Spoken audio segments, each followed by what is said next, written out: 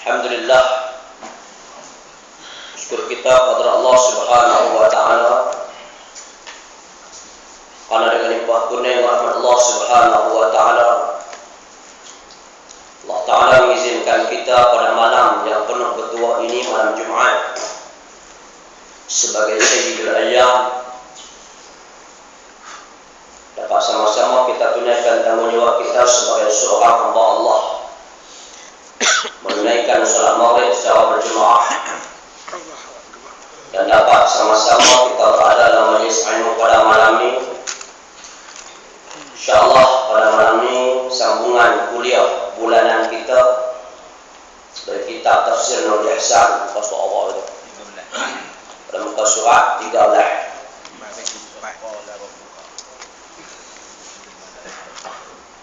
Bismillahirrahmanirrahim. Qala Allah Subhanahu wa ta'ala fil kitabil aziz. A'udzu billahi minasy syaithanir rajim. Wa idz qala rabbuka lil malaikati inni ja'ilun fil ardi khalifah. Qalu ataj'alu fiha man yufsidu fiha wa yasfiku ad-dima wa nahnu nusabbihu bihamdika wa nuqaddisu lak.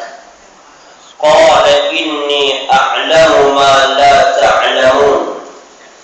Wa 'allama Adama al-asma'a kullaha thumma 'aradahum 'ala al-mala'ikah faqala anbi'uni bi asma'i ha'ula'i in kuntum sadiqin.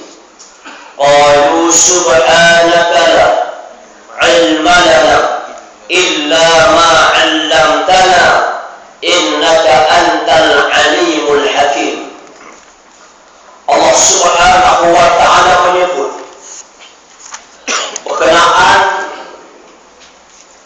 bagaimana Allah Subhanahu wa ta'ala awal-awal mencipta manusia.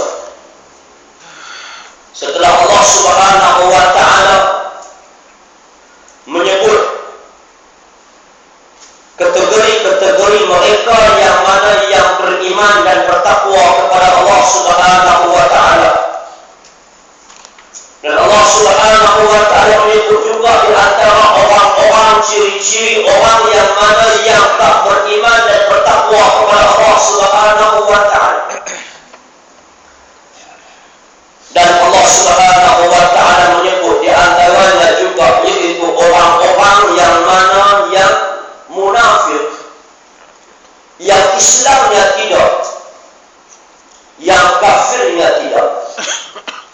Maka Allah Subhanahu wa ta'ala ikuti pula menyeru supaya manusia ini beriman, menyembah Allah Subhanahu wa ta'ala sebagai pencipta kita, supaya kita menjadi seorang hamba Allah Subhanahu wa ta'ala yang mana Allah Subhanahu wa ta'ala suruh kita melakukan ibadah kepada-Nya. Maka ayat ini yang akan kita tafsirkan ini yaitu kita kini berada dengan renungan mata hati nurani kita di perkalangan al-mala'ul a'la. Disinilah kita mendengar dan melihat kisah manusia yang pertama yang diciptakan oleh Allah Subhanahu wa ta'ala, seperti mana firman Allah Subhanahu wa ta'ala, wa idz qala rabbuka lil malaikati inni ja'ilun fil ardi khalifah. Dan ketika dahulu telah berkata oleh Tuhan engkau wahai Muhammad bagi segala malaikat, inni ja'ilun fil ardi khalifah, bahawa aku hendak jadikan pada dalam bumi ini sebagai gantian aku. Khalifah ini ialah gantian. Begitu juga khalifah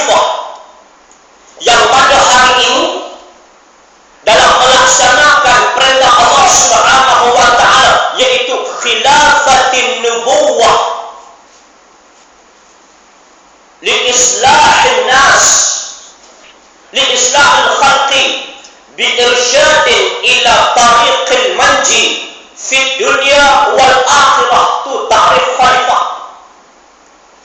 Apa dia khalifah? Yaitu khilafatin nubuwah sebagai ganti bagi Nabi. Ni tugas ketua. Ni tugas pemimpin kena ganti Nabi. Bukan sekadar bila dah menang, bila dah dapat memerintah ikut pada otak kita, tidak. Tetapi Islam menyuruh kita ni apabila menjadi khalifah, menjadi ketua itu sebagai khilafatin nubuwah, sebagai pengganti bagi Nabi. Ganti bagi Nabi buat apa? Li islahil khalqi, untuk memperbaiki makhluk.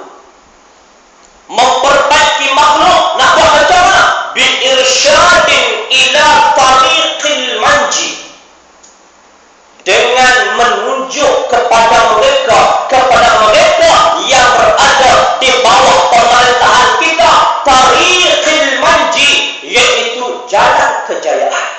Ini tugas pemerintah. Kena tunjuk pikuk mana jalan kita nak jadi seorang yang berjaya, nak bagi orang yang mana yang cemerlang fi dunia wal akhirah. Itu dia. Menjadi, iaitu menunjuk kepada jalan di atas dunia ini kepada rakyat yang ada di bawah kita ini, cemerlang di dunia dan juga cemerlang di akhirat. Bukan sekadar kita nak cemerlang di dunia, bukan sekadar kita nak cemerlang di dunia, tapi kita nak cemerlang juga di akhirat. Maka sebagai pemimpin, sebagai pemerintah, khiyaratil umara alladziina ya'tuna al-ulama. Sebaik-baik pemimpin ni pula macam mana? Nak kenal pemimpin, sebaik pemimpin ni macam mana? Alladziina ya'tuna al-umara, alladziina ya'tuna al-ulama. Sebaik-baik pemimpin ialah orang yang sentiasa berdamping diri dengan ulama. Sebagai ketua negeri, sama ada menteri besar, sebagai ketua negara, yaitu menteri, yaitu Perdana Menteri, sebagai ketua kampung, sebagai wakil rakyat dan sebagainya, sebaik-baik pemimpin ialah mereka yang mendamping diri dengan ulama, yang selalu terima nasihat daripada ulama. Seperti mana, walaupun dia ulama, seperti mana yang Allah, yang Nabi sallallahu alaihi wasallam sendiri mengakui, latastaftah al-Qastantiniyah fala ni'mal amiru amiruha wa la ni'mal jaysh zalika al-jaysh. Latastaftah al-Qastantiniyah, akan dibuka kota Konstantinopel ini, fala ni'mal amiru amiruha, sebaik-baik pemimpin adalah dia. Allahu Akbar. Sultan Muhammad Al-Fatih rahimahullahu ta'ala, seorang ulama yang hebat. Pak dia Sultan Murad, hantar dia ngaji dekat ulama yang mana daripada usia kecil. Sampai dia ngaji usia kecil, daripada kecil-kecil dia dah belajar dah dengan Quran, walaupun dia anak raja, walaupun dia anak sultan, hantar belajar daripada kecil-kecil. Dan ayah dia memerintahkan kepada seorang ulama itu supaya jaga dia, dan kalau dia tak boleh pukul dia, bocahnya. Ni lah ni, Allahu Akbar, tu sultan. Lah ni kita tengok orang budak-budak ngaji lah ni, ustaz tiba sikit tak boleh. Katalah keping ni jauhnya, report polis. Siapa tiba Allah, macam mana anak dia? Macam mana anak cemerlang? Pak pula dengar cakap anak, saya ke anak mula lalu. Oh insya-Allah ustaz tu kata tiba macam. Berarti dah menambah pula budak kan? Budak ni akan jenuh. Allahu Akbar. Bagaimana Sultan Murad menghentak anak Sultan Muhammad Al-Fatih apabila dia menjadi pemerintah? Sultan Muhammad Al-Fatih yang Nabi sebut fala ya'mal amiru an yuha ini bagaimana, walaupun dia seorang ulama yang hebat, tetapi dia mendampingi dan juga mengambil tubuh yang dia banyak itu sebagai nasihat.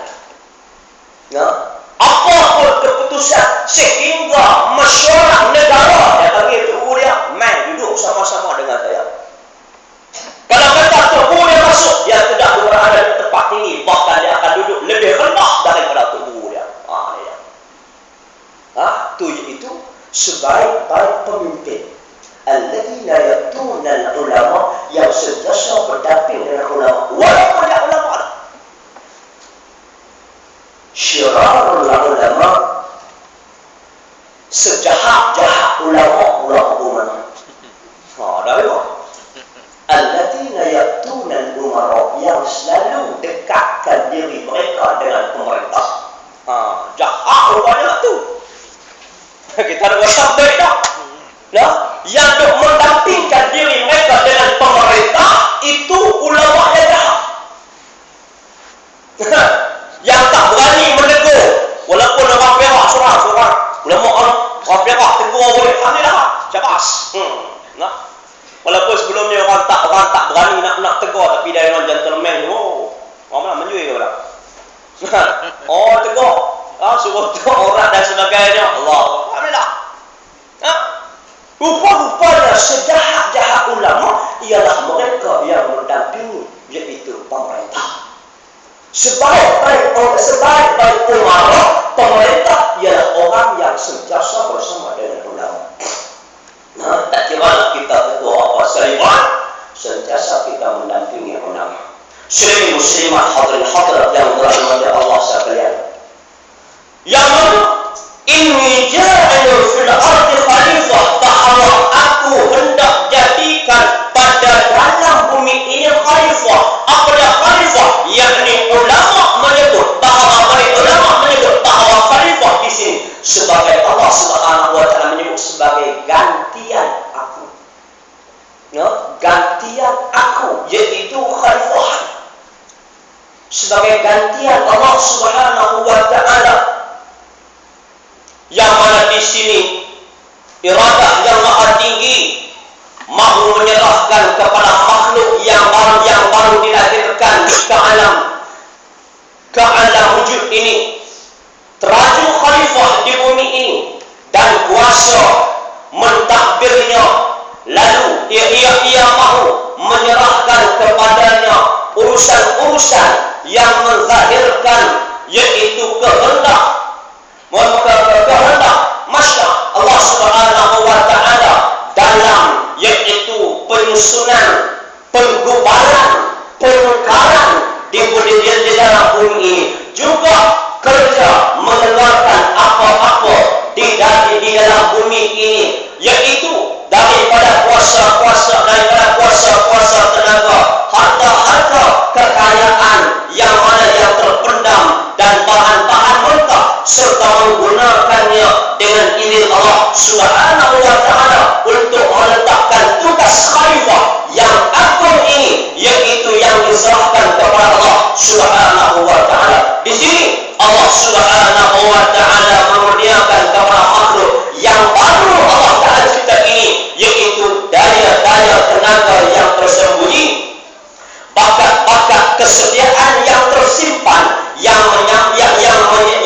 menyamai kuasa-kuasa tenaga-tenaga, harta-harta kekayaan yang terpendam, dan bahan-bahan mentah yang terdapat di bumi, di samping yaitu memurniakan kepadanya kekuatan yang tersembunyi yang dapat melaksanakan kehendak masyiah Allah Subhanahu wa taala. Jadi di sana wujudnya yaitu persamaan kekuatan atau keselasan di antara undang-undang yang